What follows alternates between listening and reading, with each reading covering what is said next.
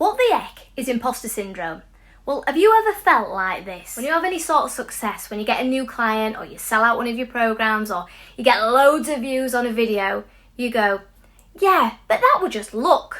Do you just bat off compliments and you say, oh, anybody could do what I do? Really?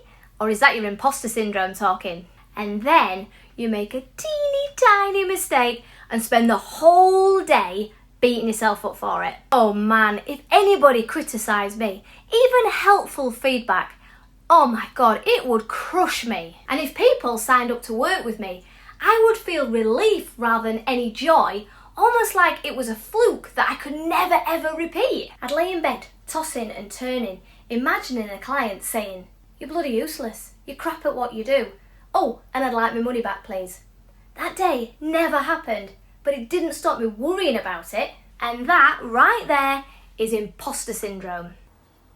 Gut churning, overwhelming self-doubt. I had testimonials coming out my ears, yet I still felt like a fraud.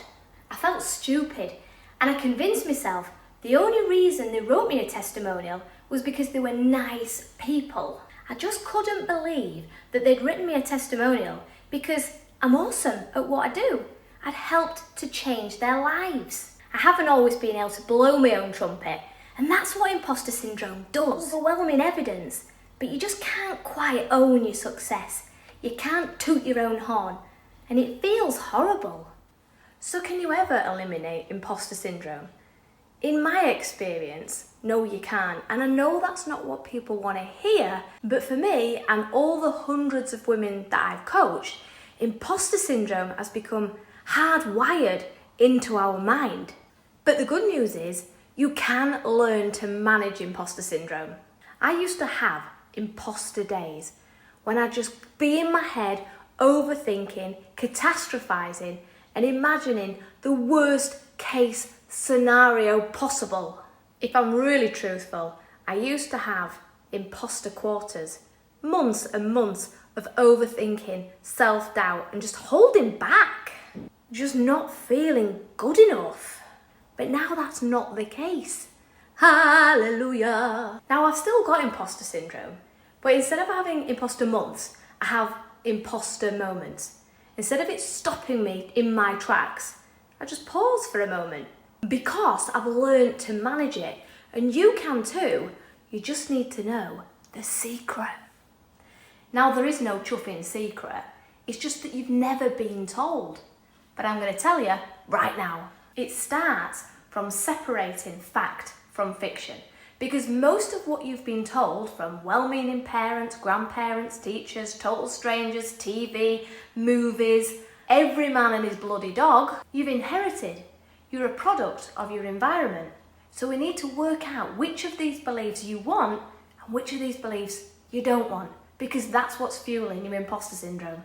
I'm going to give you a free, brilliant exercise that you can do every day that's going to help reprogram your mind so you can eliminate all of those unhelpful thoughts, beliefs and behaviours. Now you're going to need a journal, so splash out and get yourself a nice, fancy new notebook.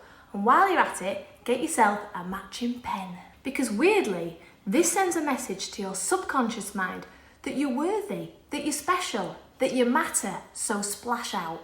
So cast your mind back to a time when you really doubted yourself. Probably something to do with your business, but it might be in your personal life. Just think back to that event and just ask yourself these questions. What story did you tell yourself? And what thoughts were going through your mind? What unhelpful beliefs did you have about your self-worth, your knowledge, your ability? Basically, what was that negative Nora in your head telling you? Write all of this down because you'll start to spot all of the thinking errors and all of the beliefs that are holding you back. And keep writing till there's nothing else left to write. You'll be astounded by what comes out in this exercise. We need to weed out all of those little mindset gremlins, all of those pesky beliefs that stop you from taking action. It might take a few attempts at this process. Don't think that you can undo a lifetime of negative limiting beliefs in one writing session. It might take a couple of sessions. In fact, it will. Now, to really dig deep into that subconscious hidden thinking, I've created something rather special for you. A free worksheet for you. Ta-da! 5 daily journaling prompts. These are questions to ask yourself that will help you identify all of those mindset gremlins. Because remember, if you can't identify these limiting beliefs, you can't do anything about them. So if you want your free copy, click the link in the comments and download it right away. Now, are you going to do it? Are you going to give it a go? Or are you going to keep sabotaging all of your success? Because that's what imposter syndrome does. It sabotages you moving forward. Make a declaration to yourself. Make it to the universe that you're going to do this. And type hell yes in the comments. Do it now. Do not sabotage your success. Do it right now. Do you think they'll do it? I think they're going to do it. No, they're going to do it.